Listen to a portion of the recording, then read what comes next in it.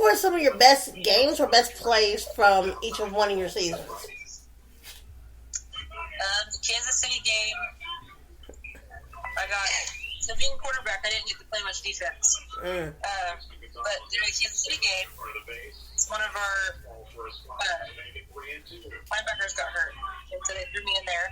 And I decided that I was going to blitz every single time, and I got sacked before. But yeah, that was the one time I got to play defense because I was going on the offensive side. I really enjoyed that game. We didn't have very many teams in our league. We had 4. 4, possibly 5. I don't know. I'm thinking it's 4 right now. That league that I played in. Yeah. We played the Force, then we played Kansas City, and then we played another Kansas team, but they dropped out that last season. I also played City in Kansas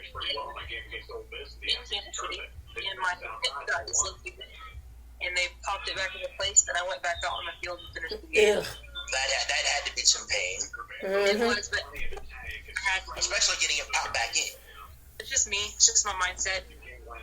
Being ex-military and law enforcement, I don't know, I just had that mindset where I got to stop. And if I could walk, I was going to play. So for you, do you enjoy seeing players play both sides, or do you like from time to time just being on one side of the ball, specialized player? I feel like it's nice to have players that are capable of doing both. However, it would be nice to have enough players to have them specialize on one side of the ball. I mean, is that kind of a tough deal where you have to basically decide, okay, I've seen you on film with this position, we'll keep you in that position, but I need you to play probably another position you've never played before. How long do you think it takes, particular players to catch on to playing another position just since they've played one their whole life? I don't know, it depends on the player. I mean, I see some of them, I'll move them, and within a few snaps, they have it. I didn't forget it. Within snaps, we can go over it every practice, and I'm still worried about that particular game. But I have no choice before I need it. It's kind of rocky, but it's just something we have to do. We just have to do it.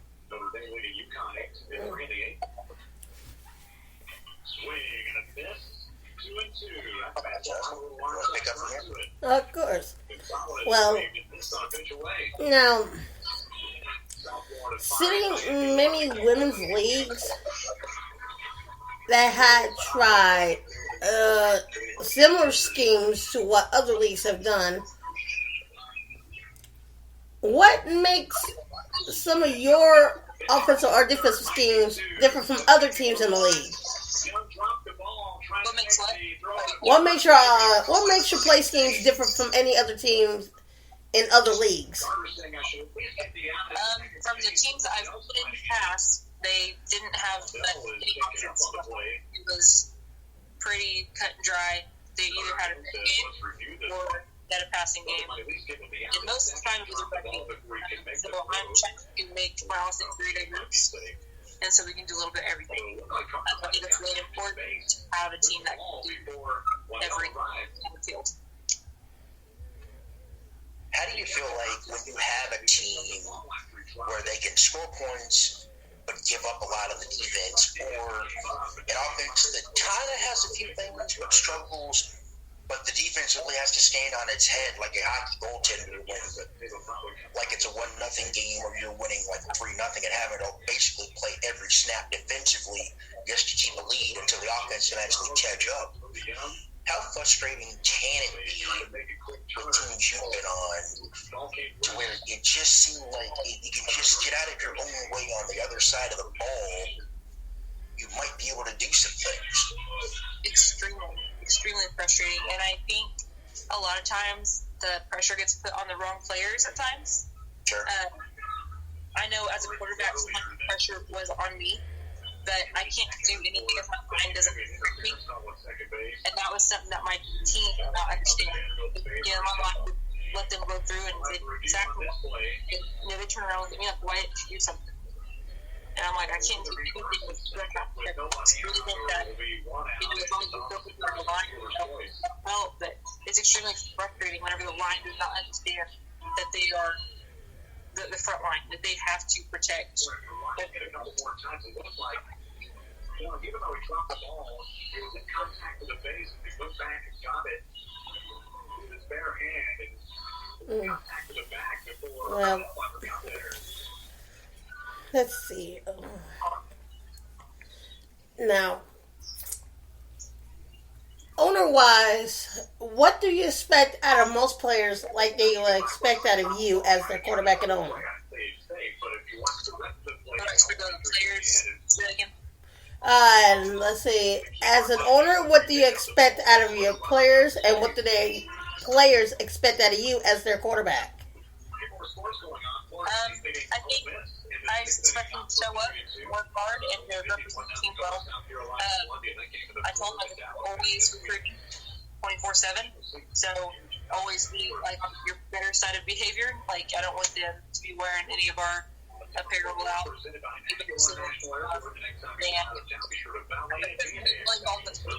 Enid's kind of small town feel, a bigger city, but it's very local. Like they really support their own. So I really push them to get involved with and as far as I go, they would expect me to lead them in the right direction and to make sure everything's on track, and we'll kind of get it done together. As an owner and a coach, because I know, now we're talking about mental health nowadays.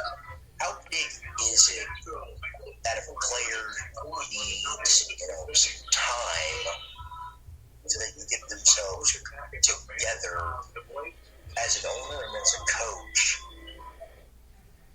how do you, give them the space they need, knowing that you still need them? I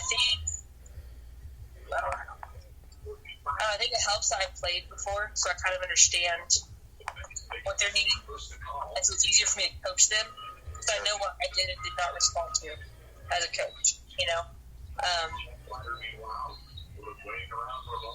However, everybody's different, and I don't know, some of the girls, they don't need what I did.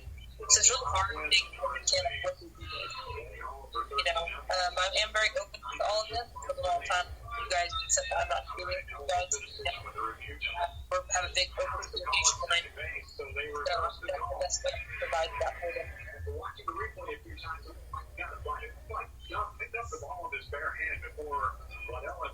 I know, Judge, you can jump in on this because we've talked about this on the pod more than once. We talked about this.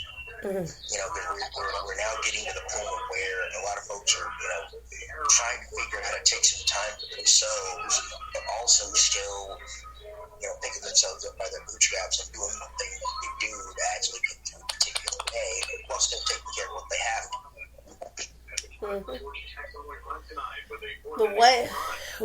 What he's talking about in particularly, and I know I've talked about it, but I might need a refresher course of the way it is.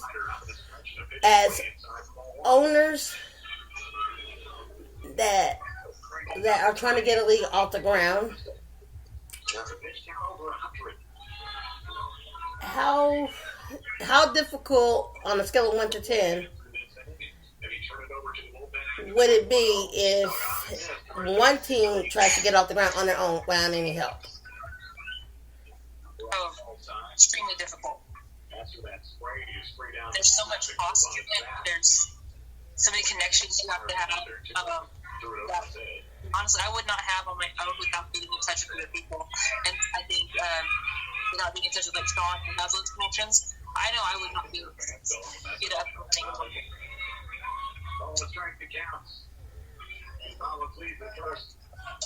So, as an owner, what were the biggest things when they said, okay, we're going to give you a team in Oklahoma City where you are, in Oklahoma, where you are. How long did it take you to actually, stop the world from spinning underneath you? You actually got the ownership / head coach job for this team. Sorry, I just didn't know. When you got the team, but when you were able to get the Oklahoma City Lightning squad, how long did it take you when you were owner / coach? How long did it take for the world to stop spinning for you when you actually were able to get your feet on the ground and figure out, what you wanted to do with this team? Like 5 minutes. Dang, that's quick. Time. That is quick. Not having a plan. So, yeah, I went all in on it. So, I already had all my connections here in before I told Sean yes. And went from there. If I have a plan, I can't make it. I'm excited with the roof. No one likes what happens. Alright. Now to speaking of the college modification rules, there was one rule in particular. Well, actually, two things in particular that Sean had brought up from our last set of meetings: the game clock itself and the overtime rule that some of us can't seem to agree on for nothing. But we do come to agreement on one thing: that nobody should be trying to pat up the scoreboard all silly like to become some slobber knocker that they think they're the New England Patriots and they can do that. 2007. No, I agree. Yeah. I think there was one high school team that basically ran up the score so bad, I think their coach got suspended for a game. Yeah. I think it was like 100 and something to nothing or something. Oh, jeez. It was so bad that the association of the conference or district he was in basically suspended him for a game for running up the score just because. And forfeited that win as a result. I think so, yeah. As it should. So my question is, how, do try not to run up the score on a team, knowing that you already handled what you needed to take care of? And two, if you're playing in extra time, would you rather, because I know a lot of teams always have different philosophies on this, would you rather take the ball first and make the opposing team figure out what they have to do? Or would you rather play defense and figure out, if they get a field goal or they get a touchdown and you get a possession and you have to figure out what you have to do to either keep the game going or try to win it? I've got to do defense. And if you're in a game where try not to run up the score, how do you, tell your team, okay, we've done what we've needed to do. We don't need to do anything else. How do you balance that line of coaching without your opportunity right there to move players around, and give someone else a chance to try to make something of themselves in a different position and go from there. Sure. Yeah. With that being in mind, besides the game clock and the overtime rule, what is your take on the unsportsmanlike conduct and targeting rules?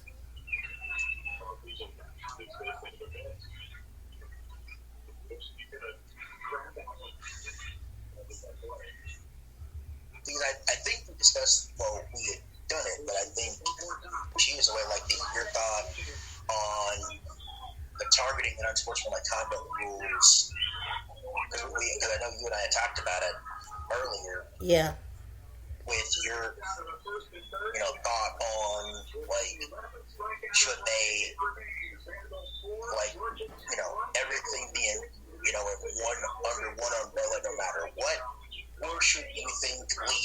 should take into account and consideration if it was a dumb hit or it was a good intention hit, but it just came out the wrong way. Because sometimes you're going to get a hit that's not going to, be intentional, but the official may rule it, it was intentional enough, even though what we watch and hear and listen to, it may be clean.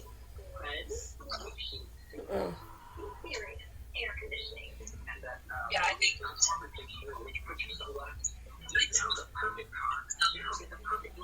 by the play,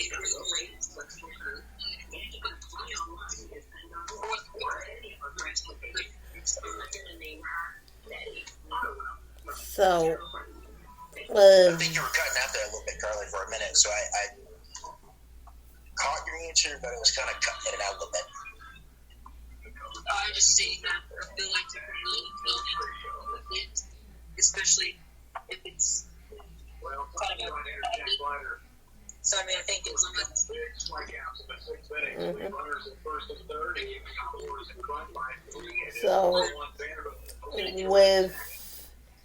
So with that in mind, what do you think about the college application rules that were set forth? Like the game clock, play clock, all that. Especially the explanation over the overtime rule.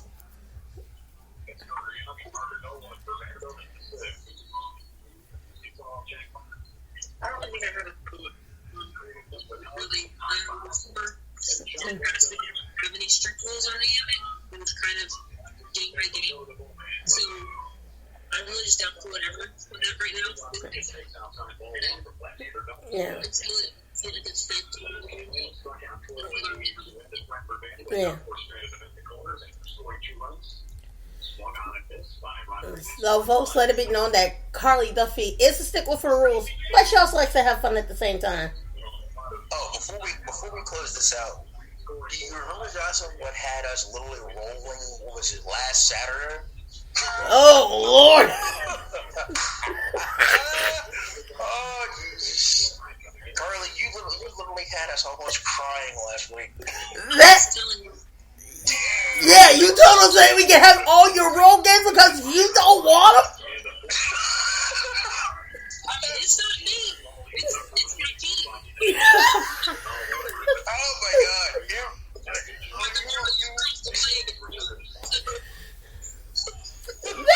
That would have me in stitches. I literally was almost crying. Okay? And me basically laying in bed, I almost fell out of my bed and landed on that high heel shoe again. To the ribs. No, I mean, literally, we were sitting there on Messenger, we were talking about stuff, and then all of a sudden I get this text, I hear my Messenger go off, and then Jocelyn read the thing, and I'm like, oh my, I mean, we literally stopped, we were laughing so hard. I don't see a whole lot, but I had to put up. So I told Sean several times, but my girls are not that attractive yet. I think the first thing that let us laugh at was my message to Sean. No, because in the other schedule, okay, Sean had us playing Huntsville 3 times.